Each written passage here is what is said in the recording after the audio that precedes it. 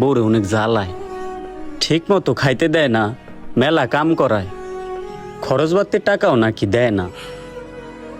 এর লিগে আমার মারে আমি রাগারাগি করছি, অনেক দিন হয়ে গেছে, মার সাথে আমার কথা হয় না।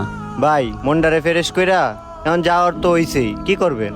আপনার মারে কোন আপনার শ্বশুর বাড়ি যায় দেখতে ওনার বৌমা বাসায় আছে কিনা। আর এই জায়গায় থেকে তো আপনার কিছু করা সম্ভব না, ফোন দিয়া কোন।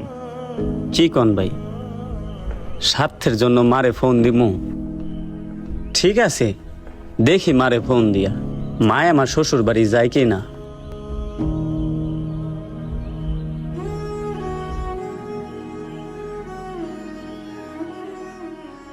আসসালামু আলাইকুম মা, ভালো আছো?